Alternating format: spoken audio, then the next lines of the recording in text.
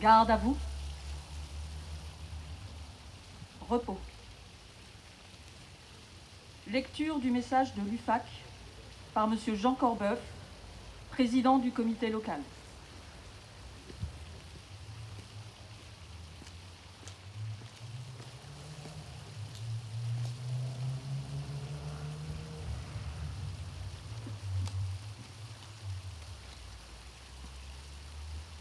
Il y a 102 ans, près de la gare de Rotonde, dans une clairière de la forêt de Compiègne, était signé l'armistice du 11 novembre 1918. Ainsi s'achevait, après 4 années de combats meurtriers, la Première Guerre mondiale. La France, victorieuse, mais affaiblie, déplorait 1 400 000 morts, 740 000 invalides, 3 millions de blessés, des centaines de milliers de veuves et d'orphelins. Ce bilan très lourd nous rappelle nos valeureux aînés tombés au champ d'honneur et reflète l'ampleur de leur sacrifice consenti pour un idéal de paix, de liberté et de fraternité.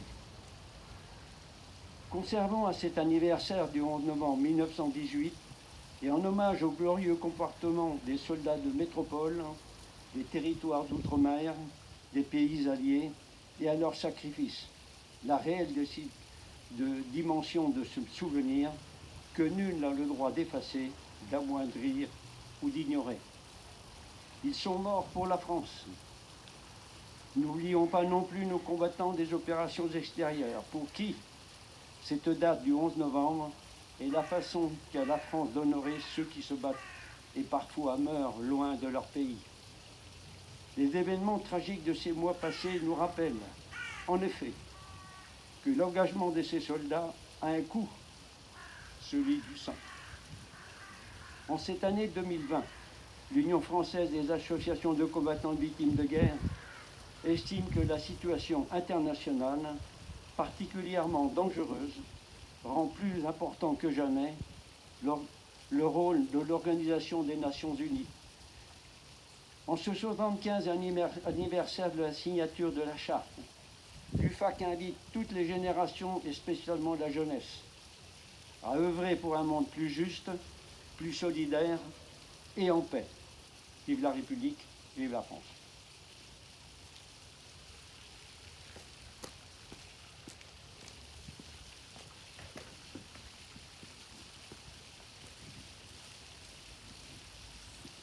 Lecture du message de Madame Geneviève Darrieussecq, secrétaire d'État auprès de Madame la ministre des Armées, par Madame Nathalie Lansky, sous-préfète de l'arrondissement de Vierzon.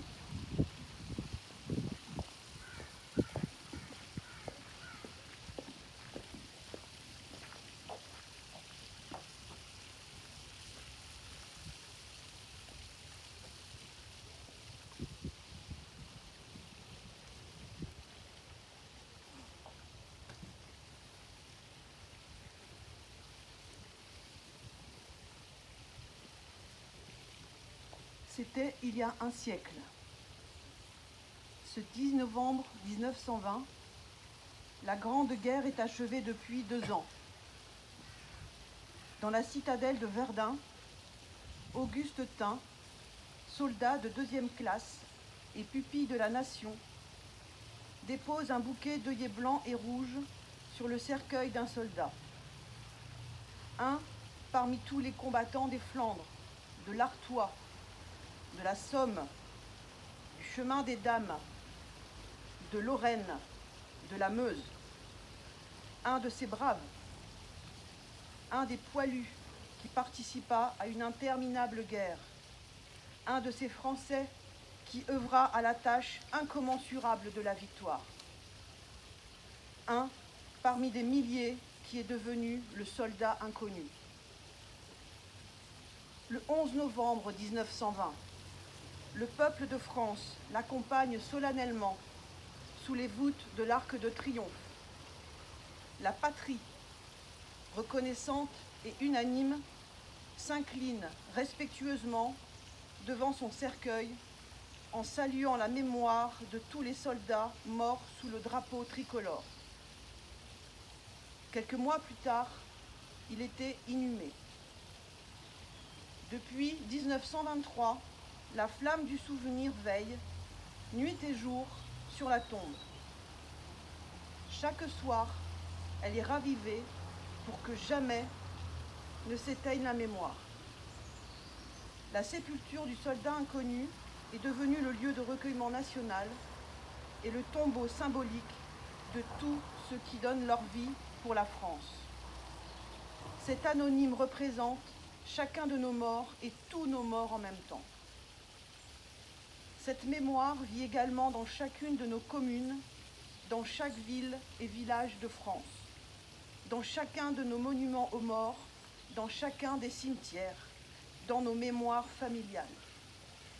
Elle vit dans l'œuvre de Maurice Genevoix qui entre aujourd'hui au Panthéon. Le président de la République l'a souhaité en l'honneur du peuple de 14-18. Maurice Genevoix n'entre pas seul dans le temple de la nation. Il y entre en soldat des éparges, en écrivain et en porte-étendard de ceux de 14. Il y entre avec ses millions de frères d'armes ceux dont il a immortalisé le souvenir, l'héroïsme et les souffrances. Il y entre avec toute la société, de la première ligne à l'arrière, mobilisée face à l'adversité et qui a tenu avec une admirable endurance. 8 millions de soldats combattirent sous les couleurs de notre drapeau. Aucun d'entre eux ne revint totalement indemne. Des centaines de milliers furent blessés dans leur chair comme dans leur âme. 1 400 000 tombèrent au champ d'honneur. Nous ne les oublions pas. Inlassablement, nous les honorons. Chaque 11 novembre, la nation rend également un hommage solennel à tous les morts pour la France, ceux d'hier et ceux d'aujourd'hui. Chaque année, nous rappelons leurs noms.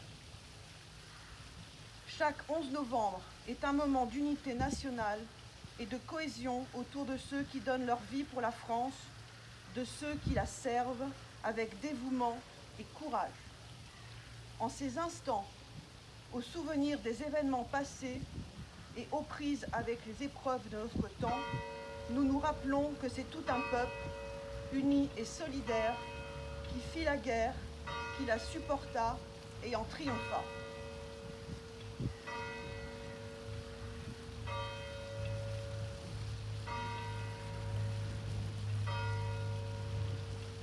Chef de bataillon Clément Frison-Roche, 5e régiment d'hélicoptères de combat.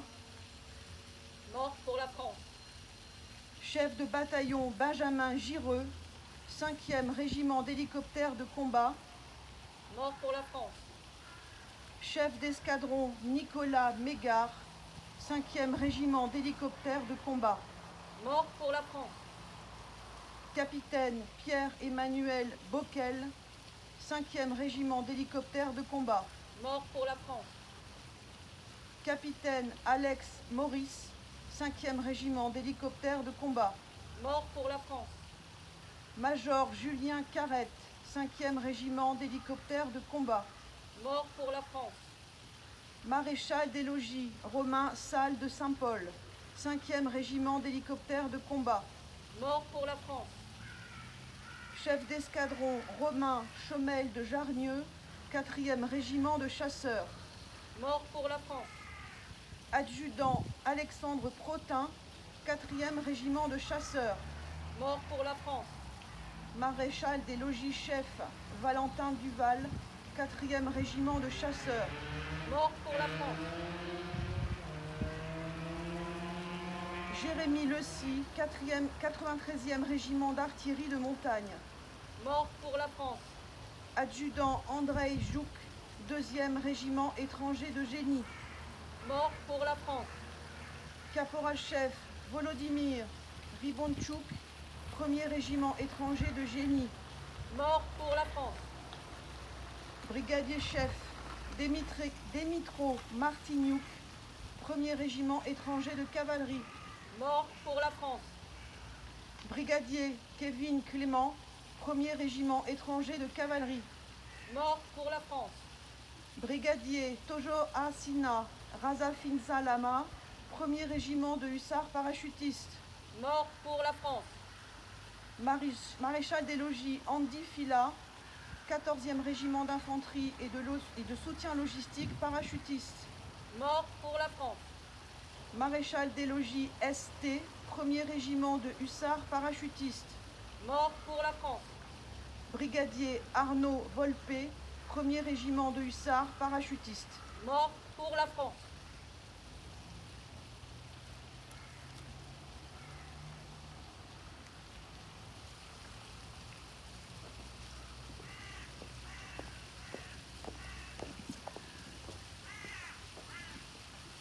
Garde à vous. Dépôt de gerbe par Monsieur Nicolas Sansu, maire de Vierzon, accompagné par Monsieur Jean Corbeuf, président du comité local de l'UFAC.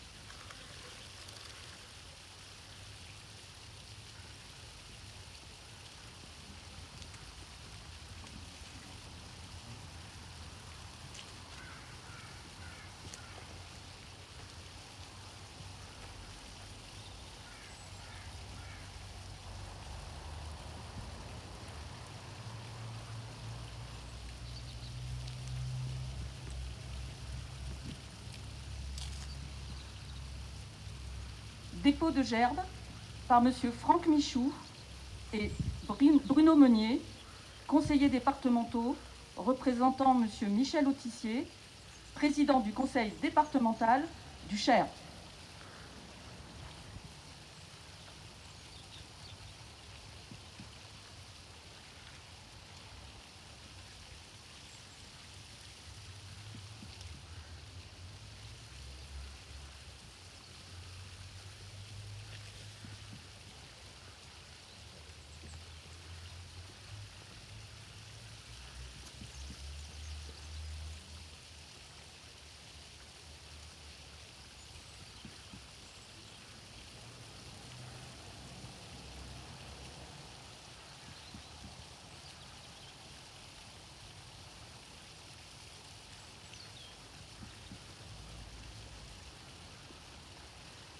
Dépôt de gerbe par Madame Nadia Essayan, députée du Cher.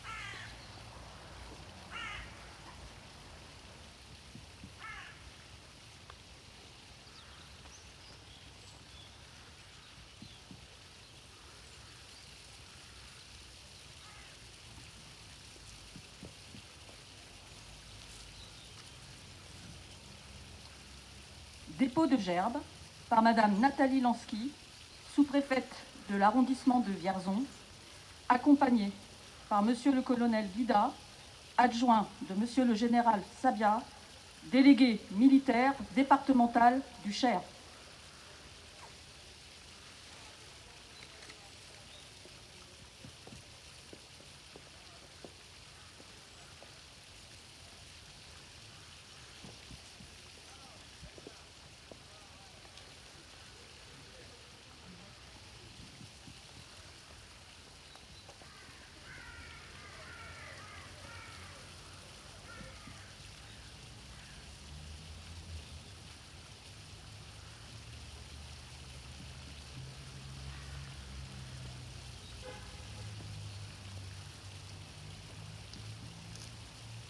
ravivage de la flamme.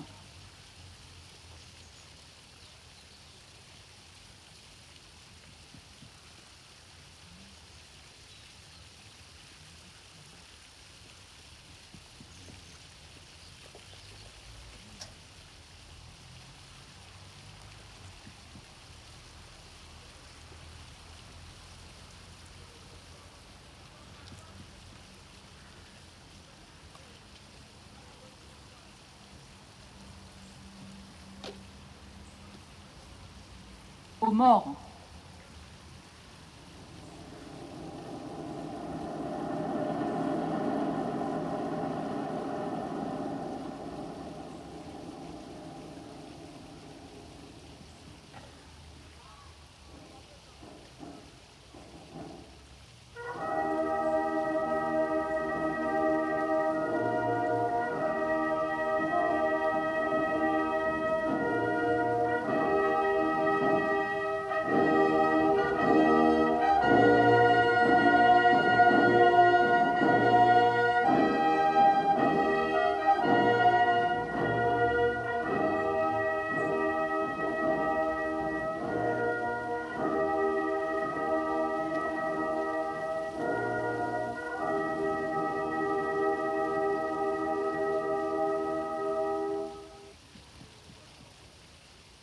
Minute de silence à la mémoire des soldats vierzonais morts pour la France.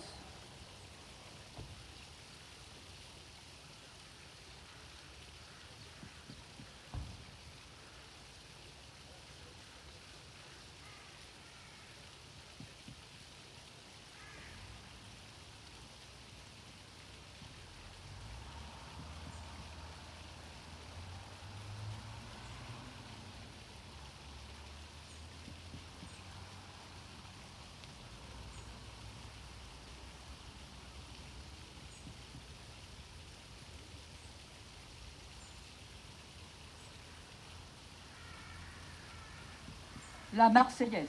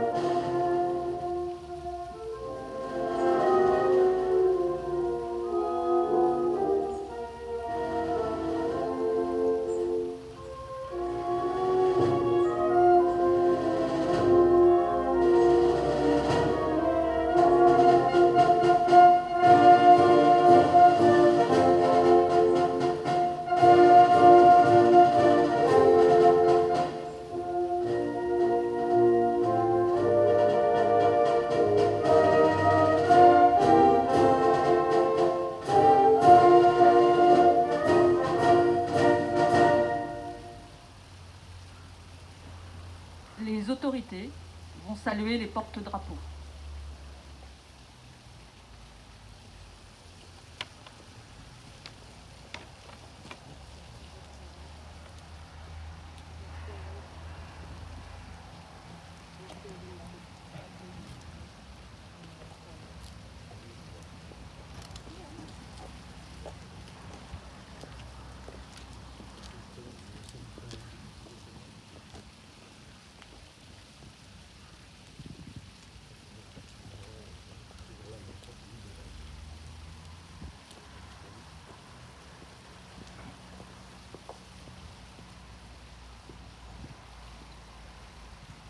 Mesdames, Messieurs, la cérémonie est maintenant terminée.